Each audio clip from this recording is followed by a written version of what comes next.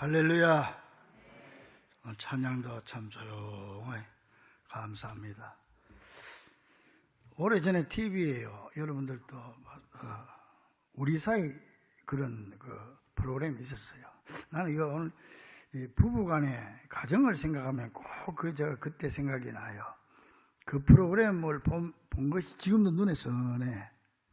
그 노인들이 나와가지고 하는 건데 이제 할아버지가 설명하고 할머니가 답을 맞추는 거 이제 그런 거야. 근데 이제 제목 답이 뭐냐 하면은 천생연분이야. 천생연분인데 할아버지가 설명을 하는 거야. 우리 사이가 무슨 사이지? 하니까 할머니가 왼수래. 아니 내자 그랬더니 평생 왼수. 근데 참 그거 잊어버리지 않으면서 그건 맞는 말이다. 이 부부지간에는 잘 살면 천생연분이고 잘못 살면 평생 왼수예요. 평생 왼수. 이 원수하고 왼수하고 뭐가 다른지 아세요? 원수는 같이 안 살아도 되는 사람이 그렇지? 같이 살 필요가 없는 사람인데 왼수는 싫어도 같이 살아야 되는 사람. 그러니까 이 참 왼수가 왼수야. 이 참 부부관계라고 하는 게 참 오묘합니다. 그렇게 좋다가도 획 돌아서 버리면 원수가 돼버려요. 참, 그래서 촌수가 없지 않습니까? 조지 버나드 쇼라고 하는 영국의 유명한 극작가가 있는데 이분은 평생은 독신으로 살았어, 혼자. 한 후배가 물었습니다. 선생님, 금요일에 결혼하면 불행하다는데 블랙 프라이데이 그런 생각이 있어가지고 금요일에 결혼하면 불행하다는데 그게 사실입니까? 그랬더니 이 버나드 쇼가 대답하기를 물론 그렇지 금요일이라고 예외가 될 수 없지. 그런 거예요. 무슨 말인지 알겠어요? 결혼하면 금요일이든 목요일이든 토요일이든 다 불행하다는 거예요. 결혼하면은. 오늘은 이 가정의 달 넷째 주기를 맞아서 아주 여러분 재밌는 말씀을, 재밌다면 좀 재밌으면서도 아주 의미 깊은 그런 가정에 대한 말씀, 부부에 대한 말씀을 해드리겠습니다. 여러분, 우리나라 최초의 근대적인 월간 종합지가 뭔지 압니까? 1908년에 창간된 육당 최남선 씨의 소년지입니다. 이게 최초의 근대적인 종합 월간지입니다, 이게. 근데 그보다요, 2년 5개월이나 먼저 창간된 한글 월간지가 있어요. 이걸 사람들이 잘 몰라요. 근데 이게 바로 뭐냐? 가정잡지라고 하는 거예요, 가정잡지.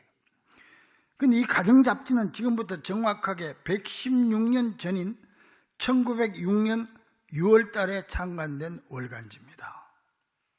116년 전입니다. 여러분 상상해 보세요. 집신 신고 상투 메고 바지 저고리 입고 그래 다닐 때입니다. 그때 이 근대 잡지가 나온 거예요. 가정잡지. 이 가정잡지의 특징은 뭐냐면은 한국 최초의 잡지라는 점. 그리고 둘째는 문장 형식이 근대 문학의 시초라는 점. 그리고 셋째는 잡지의 운영진인데요. 이 운영진을 보면은 당대에 뛰어난 언론가, 애국자, 개혁의 선구자들이 총망라되어 있습니다. 그게 사장이 누구냐? 유성준 씨. 누구요? 독립협회 운동으로 옥고를 치른 독립투사지요. 그리고 총무 겸 편집인은 누구냐? 유일선 씨. 한국 최초의 물리학자와 수학자죠. 그리고 실질적인 편집 책임자는 누구냐? 유명한 주시경 선생. 회계, 즉 재정 책임자는 누구냐? 유명한 유진태 목사와 전덕기 목사. 각 지국이 있습니다. 지국을 설치했는데 평양지국, 개성지국, 국내에도 각 지역에 다 했는데 각 도시마다 했고 일본에도 지국을 설치했고 미국 본토에도 했고 세계적으로 이렇게 다 했는데요. 거기 후원자는 누구냐? 신민회 창설 회원들로 구성이 되어 있습니다. 그 중에서 헤이그 밀사 사건으로 우리가 잘 아는 이준 열사도 포함되어 있습니다. 그래서 조직이 아주 유명한 조직인데, 아깝게도 이 잡지가 창간된 지 1년도 못 돼가지고 1907년 1월 25일, 그러니까 그 앞에 6월 달에 창간되다 이럴 때 한 6, 7개월 돼가 발행 7호로 폐간되고 말았어요. 왜 그러냐면은 여러분 1907년도 그러면 여러분 기억나는 게 있을 거예요. 이때가 헤이그 밀사 사건이 있었던 해고, 대외적으로. 대내적, 국내적으로는 뭐냐? 고종 황제 폐위 사건이 있었던 해가. 그러니까 이 여러 가지 이런 틈을 타가지고 일제가 그냥 해산시키고 폐간시켜버린 거예요. 그리고 이 잡지의 실질적인 발행 단체가 어디냐 하면은, 그때는 뭐 제대로 된 인쇄소 이런 게 없어요. 교회에서 그냥 쓰는 거 있잖아요. 그거 해가지고 교회에서 그러니까 그때가 상동교, 서울 상동교회 청년회에서 그걸 발간했어요. 상동교회 청년회에서. 그런데 일제가 그걸 그 해에 그냥 헤이그 밀사 사건, 국내 고종 황제 폐위 이래가지고 그냥 상동교회 청년회를 강제로 해산시켜버리는 바람에 더 이상 월간지를 내지 못했습니다. 재밌는 것은요, 여러분 무슨 책이든지 보면은 뒤에 보면은 가격표가 있잖아요. 정가표가 있잖아요. 정가표. 이 월간지의 정가표를 여러분들이 한번 읽어봐 주시면 재밌을 겁니다. 한번 보세요. 여러분 한번 같이 읽습니다. 시작. 한 권에 신화 새로 나온 돈, 신화 몇 전? 10전. 그 다음 반년치의 신화 50전. 50전. 그 다음 1년치의 신화 94전. 그 다음에 선셈이며, 선셈은 선불이다 이 말이야. 선불. 미리 돈 내고 한다. 그 다음 이 덩가표대로 이 덩가표, 정가표를 이때는 덩가표라고 그랬어요. 표대로 시행하나. 그 다음 만일 그렇지 아니하면 한 권에 10전씩 또박또박 받겠소. 그 다음 이 잡지를 보시고자 하거든 이 덩가표대로 병가와 우세를 우편요금을 평하야 환으로 돈을 보내오. 같이 환으로 돈을 보내오. 그게 이제 그 책의 뒤에 정가표 뒤에 있는 글이에요. 그때 그렇게 한 겁니다.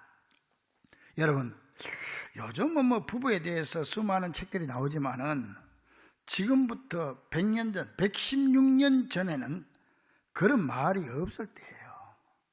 뭐 부부다, 가정이다 이런 말이 별로 없을 때입니다. 우리는 이 내용을 보면서 116년 전 서구 문명이 들어오기 전입니다. 우리 조상들의 부부 모습을 잘 엿볼 수가 있을 뿐만 아니라 우리 민족의 부부관에 대해서도 잘 알 수가 있습니다.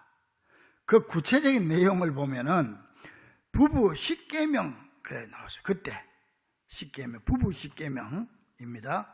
자, 제 1개 같이 한번 읽어보면 시작. 남편 되느니 밖에서 불편하던 얼굴로 집안 식구를 대하지 마오. 이게 제 1계명이에요. 이건 지금도 해당되는 것 같아요. 지금도 남편들은 밖에서 언짢은 일, 괴로운 일, 화난 일이 있을 때 집에 들어가서 그 모습을 가족들에게 나타내지 마라 이 말이에요. 남자로서 사회생활 하다 보면 힘들 때도 있는데 그렇다고 가족들 앞에서 불편한 얼굴을 보이지 말고 신발 벗을 때 다 틀어버리고 집안에 들어가야 된다는 말이에요. 이 내용을 현대적으로 해석해 보면 모든 문제를 부부의 대화로 끌어가라, 아마 그런 내용인 것 같습니다. 자, 그 다음에 제2계명 같이 시작. 남편 되느니 무단히 나가 자거나 밤늦게 돌아오지 마오. 116년 전에는 지금도 뭐 이게 해당되는 것 같아요. 뭐 무단히 나가서 밖에서 외박하지 말고 밤늦게 돌아오지 마라. 이 말은 당시 남성 위주의 시대에서 억압당하고 천대를 받던 여성의 인권 보호를 위한 중요한 내용인 것입니다. 그 당시만 해도요, 남자들은 술 먹고 도박하다가 땅 문서 들고 나가는 것이 예사고, 심지어는 처벌 얻어가지고 작은 집도 차릴 수 있어야 남자답다, 그렇게 생각했던 때예요. 이때가. 이런 계율을 이런 시대에 정할 수 있었다고 하는 것은 성경을 읽는 기독 청년들이 아니고는 불가능한 일이었다고 생각이 됩니다. 이때는 다 통상적으로 그랬으니까 이런 얘기를 그 당시에 할 수 있다고 하는 것은 과연 성경의 힘이다. 할렐루야. 따라서 이 계율은 남존여비 사상을 깨뜨리고 여성을 존중하는 생활을 제시해주고 있다고 볼 수 있는 겁니다. 1870년 한국 교회사를 쓴 프랑스 역사가 사르르 달레라고 하는 사람이 있어요. 이 사람이 한국 역사를 썼는데 그때 뭐라고 썼냐, 이 책을 보면은요 이런 내용이 있어요. 조선의 남자들이 어쩌면 그렇게 여성을 학대할 수가 있었는지, 그리고 여성들은 아무런 저항도 못하고 눌려 살 수밖에 없는지 도무지 이해가 가지 않는다, 이렇게 썼어요, 이 사람이. 그리고 그 책에 보면요 참 부끄러운 얘기도 있어요. 이 돈 좀 있다고 말이요, 첩을 그냥 몇 사람이나 얻어가지고 여기저기 가고, 애들은 또 얼마나 또 낳아놨는지, 그때 많잖아요, 애들이. 첩을 5명 얻어가 한 집에 10명 넣으면 50명인데. 그러니까 아버지가 누가 지 자식인지 모르는 애도 있었다는 거예요. 근데 예쁜 애가, 젊은 여자가 있으니까 그걸 겁탈을 하려고 하니까 이 여인이, 아이고 아버지, 나는 아버지 딸입니다. 그래가 그 위기를 면했다고 하는 그런 얘기도 이 책에 나와 있어. 그 시대였단 말이에요, 그 시대. 그런데 그 시대에 이걸 지금 막고 있는 거예요. 이런 사회 흐름 속에서 이와 같은 계율을 만들었다는 것은 정말 놀라운 사실이 아닐 수가 없습니다. 기독교 정신이 아니면 116년 전에 이런 얘기를 할 수가, 상상을 할 수 없는 그런 시대인데. 그 다음에 제3개 같이 읽으면 시작. 남편 되느니 자녀 있는 데서 그 아내 허물을 책하지 마오. 이거 지금도 해당되는 얘기입니다. 남자든 여자든 허물이 없을 수가 없는데 그 허물을 자녀들 보는 앞에서 함부로 말하지 마라. 함부로. 여러분, 좋은 얘기는 의도적으로 밥상머리에서 흘려도 좋겠지만은 자식들을 앉혀놓고 아내의 음식 솜씨나 허물을 드러내고 나무라는 것은 결코 좋은 버릇이 못 됩니다. 그래서 여기서 자녀들이 있는 데서는 아내의 허물을 책하지 말라는 이 말은 피차 약점이 보이면 둘이 있을 때 조용히 서로 충고해 주라, 그런 말인 것입니다. 그 다음에 제4계명 같이 합니다. 시작. 남편 되느니 친구의 접대로 아내를 괴롭게 하지 마오. 친구의 접대로 아내를 괴롭게 하지 마라. 이거 지금도 해당. 그 당시 여성들이요 읽었던 책 중에 공자의 경행록이라고 하는 책이 있어요. 이걸 그래도 그 당시에 조금 머리가 트인 그런 여인들은 이 책을 많이 봤어요. 한문으로 되어 있기 때문에. 그런데 이 책에 보면 귀부인이란 누구인가, 무엇인가. 이 경행록에 보면 귀부인은 봉제사다. 봉제사. 제사를 잘 받드는 여인이 귀부인이다. 그리고 둘째로 접빙객, 손님을 잘 대접하는 사람이 귀부인이다. 그렇게 되어 있어요. 이 공자의 경행록에. 그러니까 그때는 손님 대접하는 게 다반사고 당연히 손님들을 잘 대접해야 귀부인이 되는 건데 이걸 그렇게 하지 말라고 깨트리는 거예요. 요즘 들어서 공자가 죽어야 나라가 산다고 하지만은 100년 전에 이미 공자의 말을 거부하는 신시대가 펼쳐졌다, 그렇게 볼 수 있는 겁니다. 이 내용을 볼 때 현대 남편들이 해야 할 일은 집에 손님을 모시고 갈 경우에는 미리 아내와 의논해야지 갑자기 친구들을 끌고 집으로 들어가서 아내를 당황하게 만들지 말아야 할 것이고, 부부가 함께 손님을 대접하는 방향으로 나가야 될 줄로 압니다. 그 다음 제5계명 같이 읽어보세요. 시작. 남편 되느니 의복으로 아내에게 잔말 마오. 의복으로 잔말 마오. 그 당시 옷 한복, 흰옷. 흰옷이 옷, 이런 거. 이거 얼마나 이거 까다롭습니까, 이거. 옛날 선비들은 또 먹거로 글씨를 쓰니까 먹물이 튀고 옷에 많이 묻지 않습니까? 그리고 어디 그 옛날에 또 그냥 피부병이 그리 많아서 우리 어릴 때만 해도 그냥 머리에 그냥 부스럼 막 피부병이 많은데 100년 전에는 어떻게 했겠어요, 여러분? 어디 1년 내가도 목욕 이제 한번 하겠습니까? 우리 어릴 때만 해도 1년에 목욕탕 2번. 그러니까 너는 몇 번 가냐고요? 나는 2번 간다고. 너 언제 가냐고. 설에 한 번 가고 8월에 한 번 간다. 너는 언제 가냐? 나는 1년에 한 번 간다. 언제 가냐고. 설에는 씻고 8월에는 닦는다. 우리 어릴 때 그랬어요. 목욕탕 가면 콩나물 싫어 아닙니까? 그때 명절에 대목에 그래가 잠자리채 같은 걸로 이렇게 때 떠낸다고. 때를 때 떠내고. 이때 그게 있겠어요. 그러니까 부스럼이 많이 나면, 그때 부스럼 났을 때는 약이 없잖아요. 고약이 있었어, 그때 고약.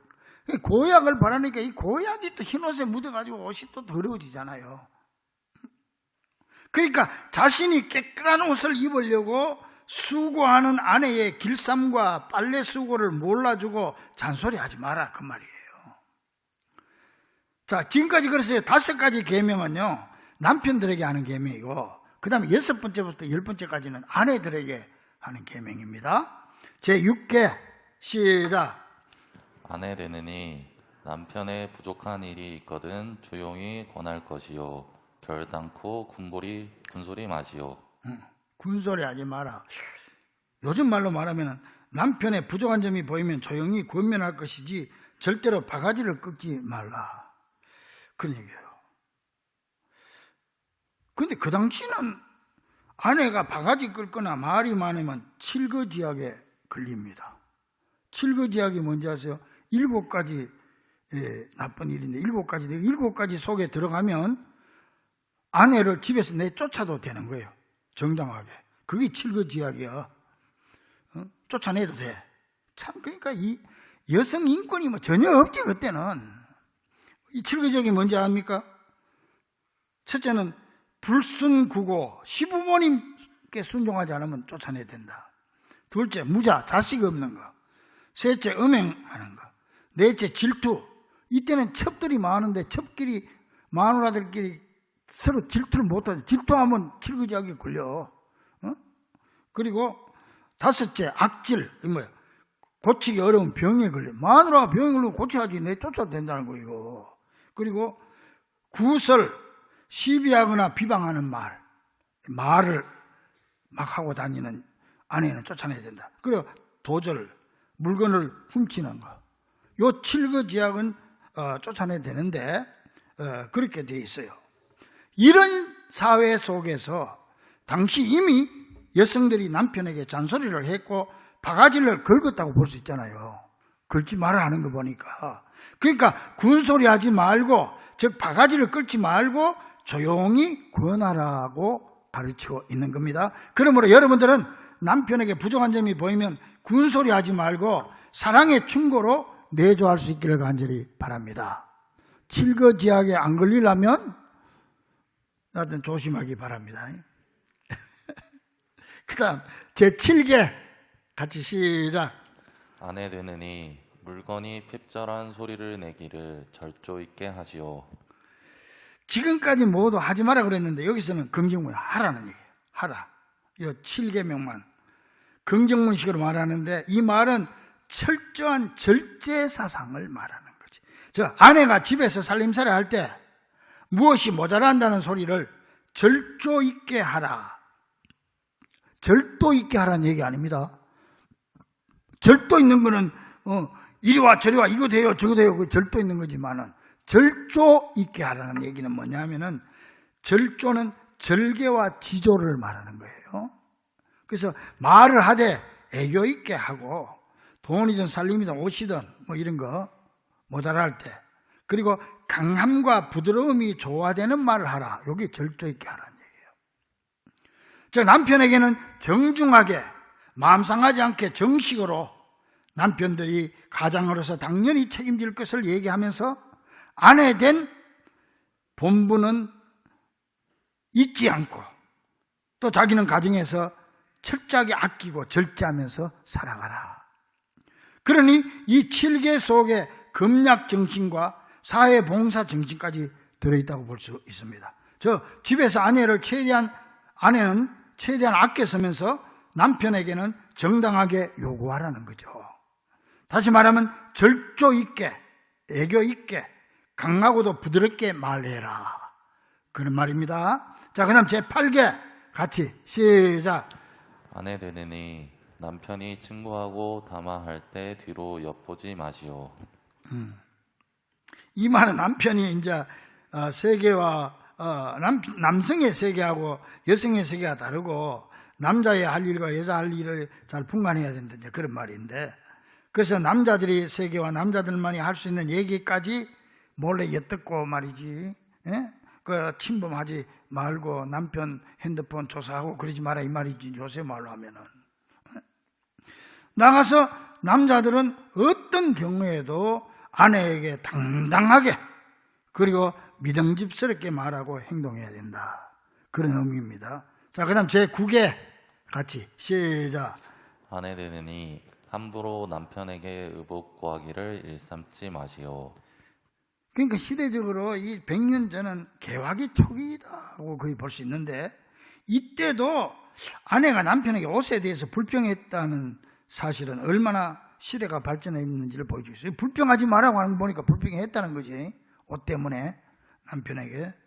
따라서 이 9개의 뜻은 아내는 남편에게 옷 타령해서 남자의 마음에 부담을 주지 말라는 것이며, 남편은 아내의 옷에도 관심을 좀 가지라, 그런 의미도 포함하고 있습니다. 마지막 제10개 시작.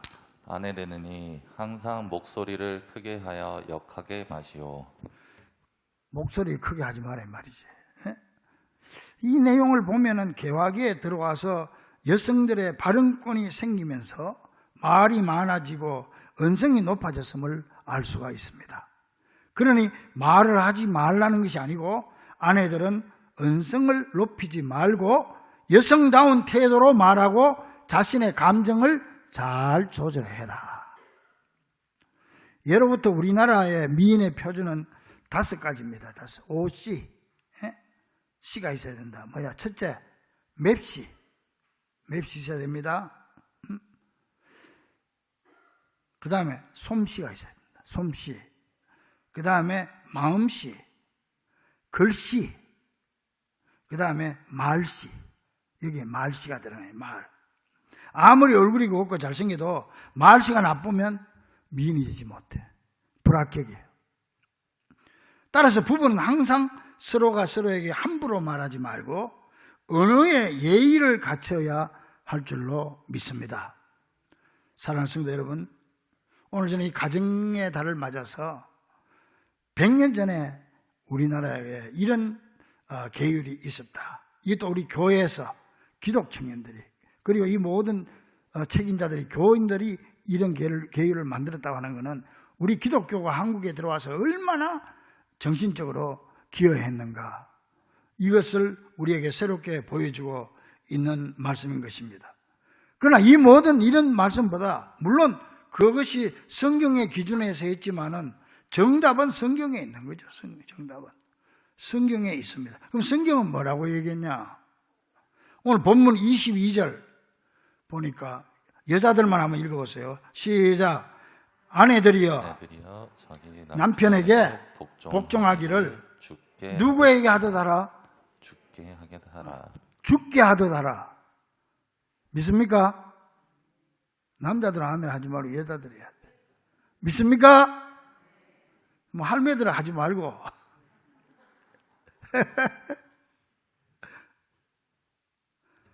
남편에게요 복종하기를 죽게 하도록. 성경이 그러면 그럼 할 수 없어. 그래야 돼. 주님께, 예수님께 복종하듯이 해라. 예수님께 하듯이 해라. 남편에게. 그게 성경인데 뭐 어쩔 수 없는 거지. 그래, 남편들은 그러면 어떻게 해야 되냐? 본문 25절 남자들만 한번 읽어보세요. 시작. 남편들아 아내 사랑하기를 그리스도께서 교회를 사랑하고 사랑하시고 그 교회를 위하여 자신을 주심같이 하라. 교회를 위해서 예수님이 자신의 몸을 바친 것처럼 남편들은 아내를 위해서 바치라. 그 예수님이 교회를 위해서 어떻게 바쳤어요? 교회는 우리 성도들을 말하는 거예요. 성도들을 위해서 뭐 십자가에 죽었잖아요. 남편들은 아내를 위해서 죽으라는 거예요. 십자가에 죽으라는 거예요. 이게 바로 성경의 말씀이에요. 사랑하는 여러분, 가정의 중심은요, 부부입니다. 믿습니까? 부모 자식 아닙니다. 부모 자식 아니에요. 부부예요, 부부. 부모 잘 섬긴다고 부부 사이 깨지는 거 하나님 뜻이 아니에요. 내 자식 살핀다고 남편, 아내를 함부로 하는 것도 하나님의 뜻이 아니에요. 가정의 중심은 부부예요. 부부. 믿습니까? 어떤 경우에도 부부 관계 깨지면 가정은 망치는 거예요. 그 성경에 보니까 그 부모를 떠나 남자와 여자가 한 몸을 이룰지라고 그랬어. 부모를 떠나라고 그랬어. 부모도 자꾸 자식들 부부 생활하는데 개입하면 안 돼. 떠나야 돼. 고장나는데 이제 아들 결혼시키면 간섭하지 말아요. 저끼리 죽든지 살든지 내버려둬야 돼. 부모가 그 끼는 거 아니에요. 그게. 그래서 가정의 중심은 부부다. 부부다. 이걸 여러분들이 꼭 그게 성경이에요. 명심해야 돼. 그래야 그 가정이 행복한 가정이 되고 자녀들 교육이 거기에서 나오고 자녀들이 사랑을 배울 수가 있는 거예요. 여러분, 가정은 잘하면 천국이 될 수 있지만은 잘못하면 지옥으로 변할 수가 있는 겁니다. 그러므로 가족 구성은 모두가 중요하겠지만 특별히 남편과 아내가 함께 천국을 만들어 가야 하는 것입니다. 우리 대선배 중에 저기 두레마을의 김진홍 목사님, 여러분 잘 알지요? 새벽을 깨우리로다. 김진홍 목사님. 꼭 후배들 만나면 하는 말이 있어요. 목사님들, 교회보다 가정이 중요합니다. 그래. 교회보다 가정이 중요합니다. 그래. 교회 보살핀다고 가정 깨지 마라 이 말이지. 가정이 중요하고 가정에서도 부부가 중요한 거예요. 부부가 온전히 서는 가정이 자녀들도 똑바로 되는 거예요. 지난주에 사무엘이 왜 사무엘이 됐어요? 엘가나와 한나가 얼마나 훌륭합니까? 그러니까 그 사이에 사무엘이 성장하게 되는 거예요. 그러므로 아내와 남편이 함께 가정을 천국으로 만들어 가야 될, 그때 내 자녀들도 천국 생활하게 되는 거예요. 그러기 위해서 각자가 자신의 할 바를 잘 지켜서 하나님이 주시는 주인 되는 가정, 천국 같은 행복한 가정으로 만들어갈 수 있기를 우리 집의 주인 되시는 우리 주 예수 그리스도 이름으로 간절히 축원합니다. 기도하겠습니다.